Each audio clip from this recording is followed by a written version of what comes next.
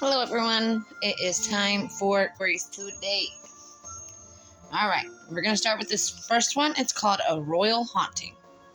I live in what is probably the most haunted city in the world, completely notorious for its ghosts. The city of York, which hails back centuries, right through the pre-Roman Anglo-Saxon Vikings.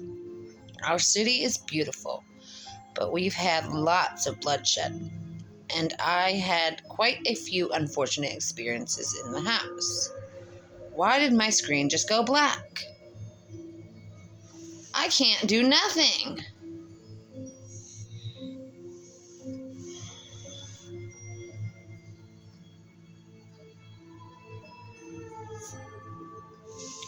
It went to screensaver mode. Okay. Of unfortunate experiences in the house I grew up in.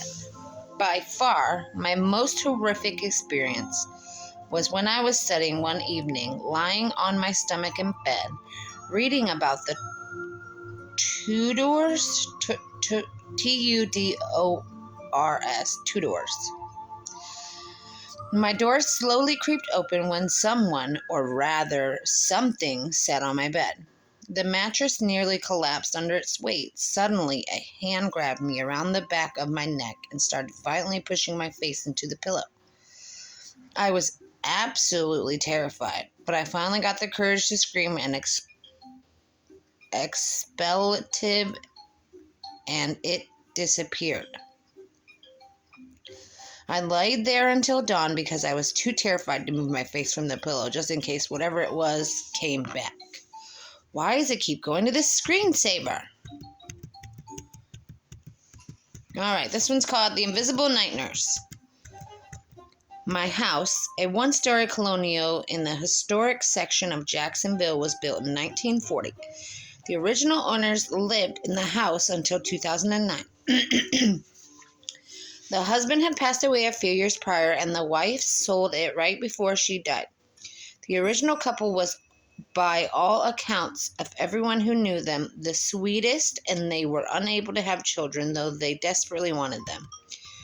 We waited about a year and a half after moving in to try to have a baby and got pregnant on the first try. We ended up having a miscarriage, but once we were cleared to try again, I immediately got pregnant again. The same thing happened with our second two. Of course, we could just be extremely lucky and blessed, but that's not all. When my children were infants, I'd see in the corner of my eye someone going into the nursery when the baby cried. Just a quick shadow. I'd also get a feeling that someone was watching me bathe the baby whenever I was in the bathroom with them. So much so that I'd often look behind me. Then I got a baby monitor. And when you go in and check on the baby, the monitor says, "Caretaker visits baby." We started getting that message when we were never in there. I stopped checking it because it was freaking me out too much. But I believe the couple is here and helping fill the house with kids like they were unable to do.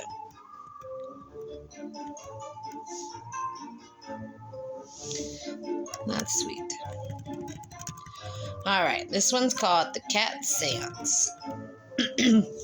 When I moved into the house I'm living in, it came with my landlord's indoor/outdoor cat, Rosie. Her bed and food were in the garage, which she had access to with a cat door. Rosie's best friend was Chester, a ginger tabby cat across the street. After a couple of years, Rosie fell ill and I took her to the vet, where she died during the night. A couple days later, I went out to the garage to clean up her food and bed and found every cat in the neighborhood, including Chester, sitting in a circle in the garage. They all turned and looked at me. I slowly backed out. I assumed they were having a memorial seance. I had never found any other cats inside and haven't since. It was odd. But it's kind of odd. The Grandmother Ghost is the name of this one. I spent the first 3 years of my life in Holtania, a historic neighborhood in Old Trenton. Growing up, I would tell my parents about the nice old lady in my room.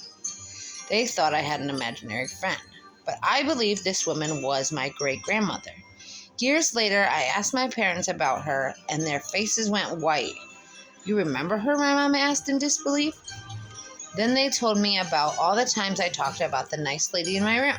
My mom would ask me what she looked like, and I'd mention her pink robe and long white hair. I can still picture her smiling face and hear her soothing voice, as she often sat next to my bed and comforted me during thunderstorms. Oh, that's sweet.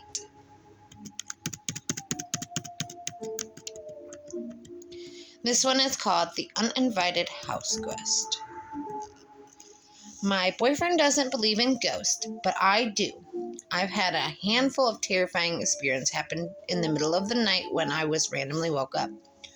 Once, when my boyfriend and I rented a large house that felt haunted with a bunch of our friends, I had a dream that someone was trying to break into our room. While I was dreaming, I heard someone whisper in my ear, "Wake up."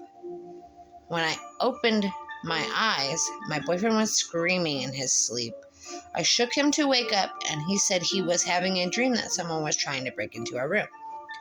Both fully awake at that point, we looked over to the door. We both saw the door handle jiggling, and then suddenly stop. He opened the bedroom door, but no one was there. We checked the Ring camera as well, but it didn't show anyone there either. That's creepy. All right, next one. The Phantom Musician. I went to college in Center City, Philadelphia, and this part of Philadelphia has a lot of history.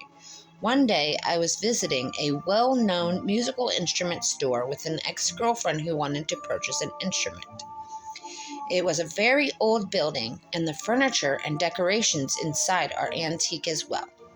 When I walked into the building, I immediately felt off. My former girlfriend went to another room with a salesperson to find the instrument she was looking for, and I wandered off, ending up in the cello room. It was on a different floor, and I don't remember walking upstairs. But when I arrived, my ghost sense was going off the rails.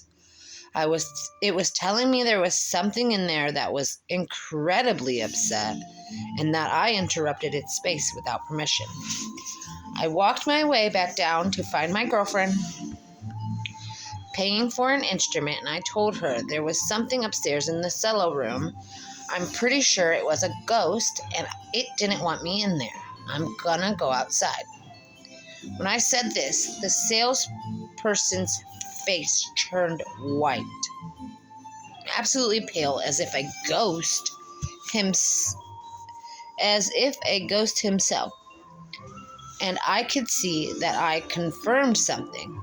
I explained myself, saying I can sense ghosts, and there's one in the cello room that didn't want me here. As I watched him, I could see his face process every event that ever happened to him. It was such a strange experience. Wow. Creepy. The creepy couple in the woods. Oh boy. Here we go. The creepy couple in the woods. Skulls, cheers. We got pumpkin spice coffee.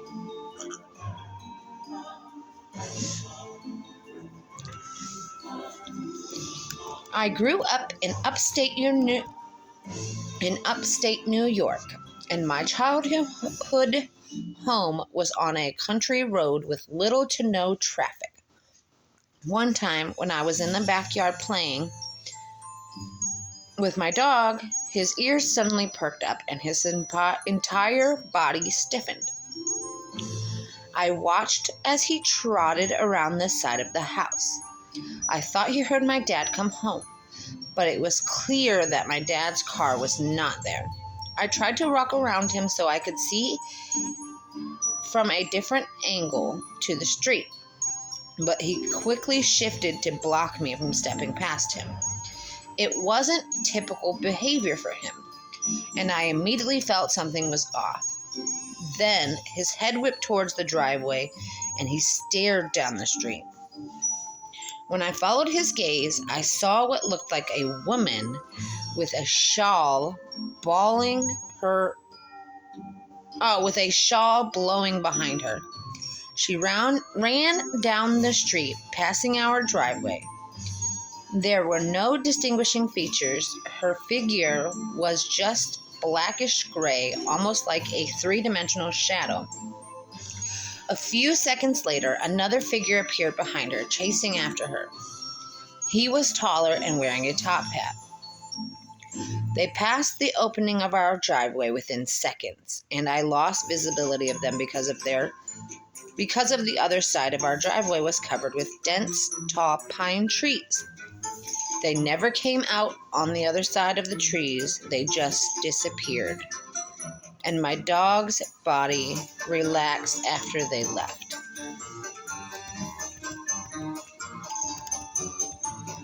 All right, this one is called The Apparition Called Alice in England. When I was 2 years old, my parents bought a semi-detached house in a small town in the south of England.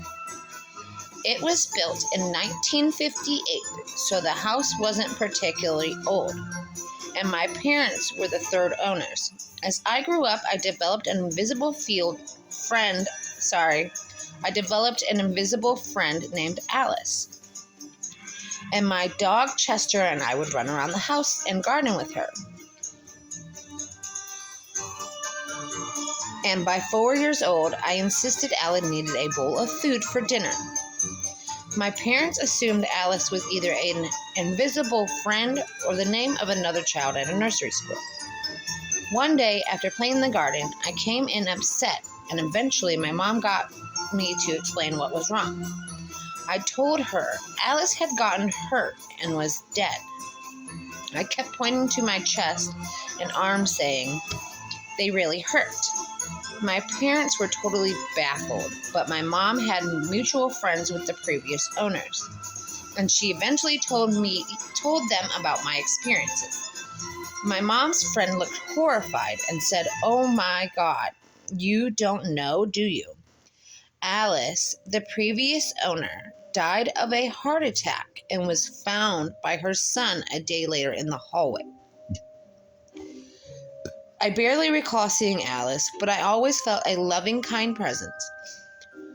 Whenever I got scared, my mom reassured me that Alice didn't want to hurt us, and she kept an eye out on us, looking after us in our hardest moments. Interesting. All right, this one is called The Graveyard Ghosts. Let's get a drink of this coffee again. And go on to this story. All right. When I was 5, we moved next to an old haunted house in Cincinnati. The cemetery for the family who once owned the home was still in the backyard, which made it eerier.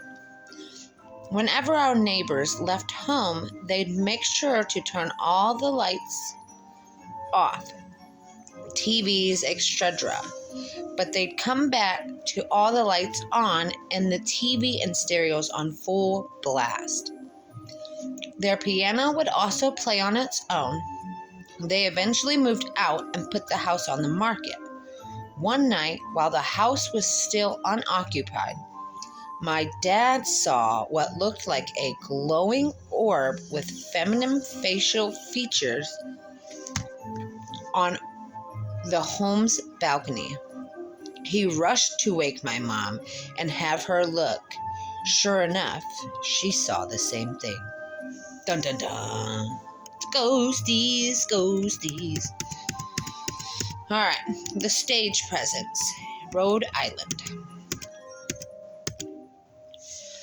I went to Slave Virginia University in Newport, Rhode Island, and there are tons of amazing buildings on our campus where ghost sightings have been reported. Being a theater major, I was lucky enough to work in the historic casino theater built by Stanford K. White in the late 19th century. One day, when I was working in the box office, our tech director informed me he's going to the hardware store, so I'd be alone and responsible to lock up when I left for the night. After he left, I heard footsteps coming from the far side of the theater. I figured it was the tech director who forgot something, so I called out hello. There was no answer. The footsteps picked up pace as they drew closer, and I was getting unnerved, so I called out again. Still no answer. Then the footsteps started running and thudding loudly.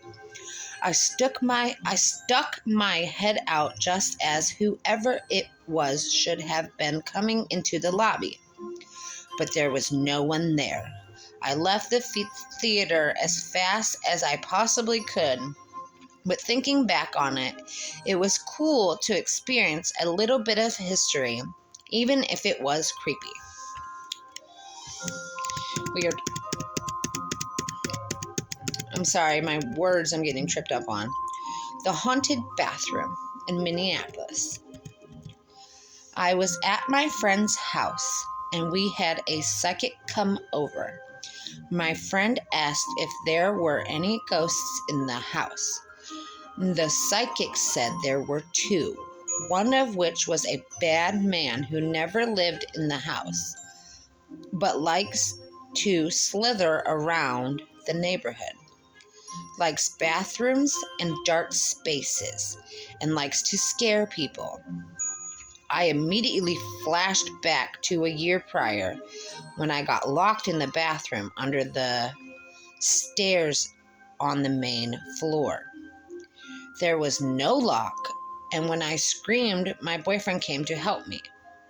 And when he came, the door opened easily. The bathroom has a dark navy blue wallpaper with a gold snake pattern. Ghosty. All right, this one is called The Little Girl Ghost, DC. We had a girl ghost in the house I grew up in. She had short brown hair and wore a long white nightgown like a doll. I would see the end of her dress going around corners and doorways as if she were walking away from me, typically at night, and always when I was alone. I first saw her when I was 3 years old while taking a bath. I'll never forget how scared I was, and I remember screaming. In middle school, I saw her full body head on during the day. Once, I even heard her call my name. Every dog we had would stand up and bark nightly around 10 p.m. in one bedroom corner. Eventually, during the pandemic, I was scratched while I was doing yoga in the basement. I didn't scratch myself, and there was nothing around me. I never went back down there again. I don't blame you. I wouldn't have went down there either.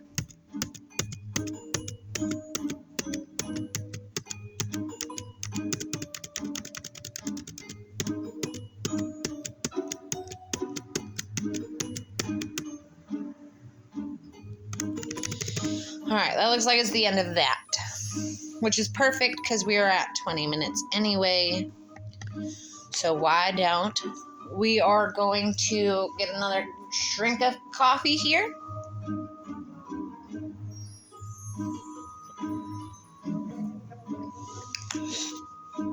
And if you could, please smash that like button. Subscribe if you are not already subscribed.